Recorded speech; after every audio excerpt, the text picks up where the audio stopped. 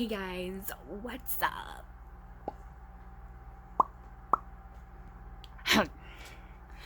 Anyways, so we gonna chit chat a little bit. So anyways, for those of you who are new to my channel, welcome. Go ahead and hit that subscribe button because we talk about uncomfortable subjects, but we make it fun and we do DIYs on a budget. And all the college students said amen. Okay, like, anyways, we are going to talk about the different types of like mental health care.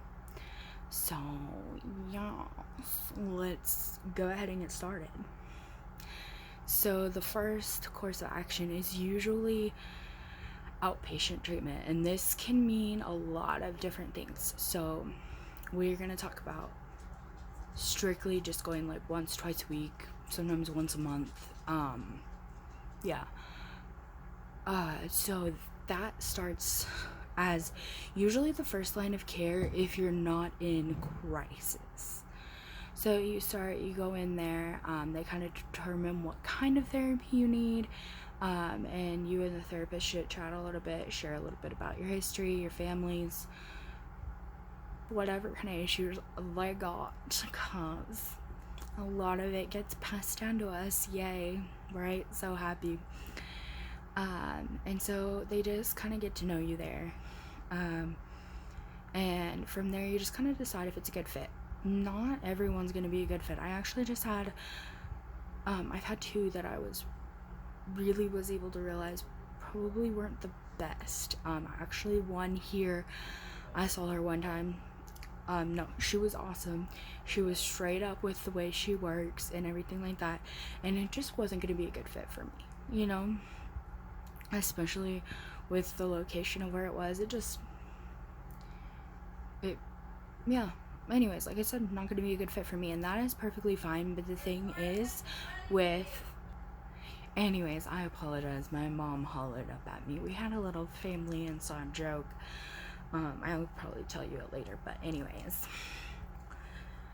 So yeah, and then with the outpatient counseling, you usually see a psychiatrist. If you're having severe issues that you're not able to kind of work through. So medication isn't all bad. It's not always a whole like lifelong thing either. And I think that's where people get turned off. It's because they think, oh, if I do that, then I'm just stuck with that for the rest of my life. And that's not always the case. If that is something you're worried about, bring it up to your psychiatrist, like the very first time that you guys meet up. Like, don't sweat it. Hi, Ellie. You want to say hi? Look, hi guys. Hello. You're done? Okay. Anyways, so definitely just tell him, yeah. Him or her, I guess. But yeah, just be upfront. Let them know what your expectations are, where like the line is. Like, oh, I'm not gonna be on a Thorazine drip. Okay, I'm just kidding. It doesn't go that extreme when you're doing outpatient. But also being honest. But I mean, you have the right to refuse different things. If you don't think it's right or you like to do more research into it, you can just say that. The most important thing here in the outpatient is that you don't hide anything. And I think that's the hardest part. Is because most of the time the disorder that we're struggling with has caused us to try to hide it and fake it till we make it kind of a thing, you know? Yeah. Anyways. My eyebrows are crazy. So the next one I'm going to talk about is inpatient, and this is total hospitalization. You live there, sleep there, you know, like all your meals are eaten there.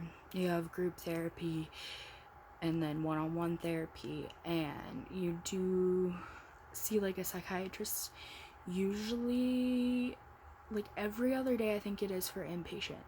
I have never personally been inpatient. I've done a lot of research into it and stuff several times, when we moved, just because getting new doctors and stuff is really hard. And then if they're not willing to prescribe a medicine like the last doctor, it can cause a lot of issues. And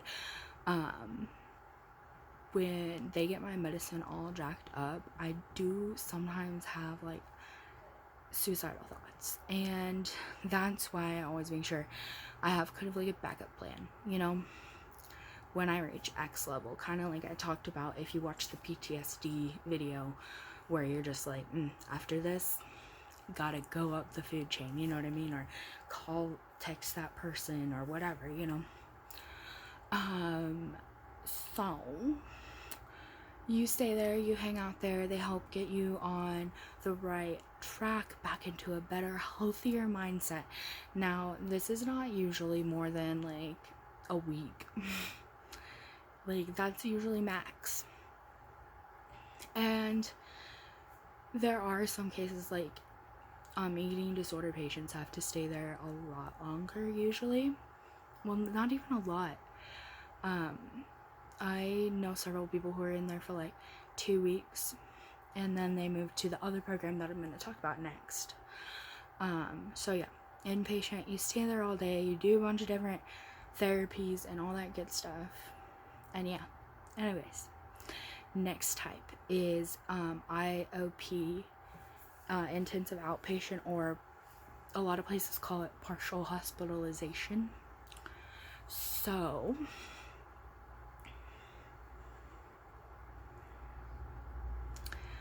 here, this is actually what I looked at doing because it was going to be the fastest, easiest way to get myself into a program and get myself a psychiatrist and a counselor and all this other stuff, but it's a little more difficult. So for most IOP or partial hospitalizations, you go ahead and you go in the morning, and then you leave in the evening. So one of the programs I looked at for adults was you get there at like 9:30, I think it was, and you can leave at in between 1 and 2. Like, they just kind of do it on a case. Obviously, if you're like, yeah, I'm gonna go home and off myself, like, they're not gonna let you go home. Like, but sometimes if you're just like, I'm having these thoughts, I'm really scared, they'll sit with you, talk with you, stuff like that. I did a lot of research into these programs. I talked to people from the hospital. I talked to my treatment team who was trying to put together an actual treatment team for me, I guess. I had a lot of caseworkers involved before I got in to actually getting some help, so it can be difficult, but yeah, doable. For kids, it's, if they're under the age of 18, it's usually you go in at like, I think it's as early as 7. Just kind of depends on when your parents leave you. So basically, when your parents would go to work or whatever, like, you have to be there by 8 for sure, but they can drop you off earlier if they work. And you leave around 5. So this is more so to ensure that there's a adult at home with you all the time. And yeah, I mean, it seems kind of weird, like, oh, just stay in the hospital, but for a lot of people, the overnight is super stressful. For me, I have such a hard time staying the night in new and weird places, especially when they restrict like what you can have, you know what I mean? And for someone like me who has a lot of like modifications in my schedule and my day-to-day life, to kind of accommodate some of my disabilities and things that I struggle with,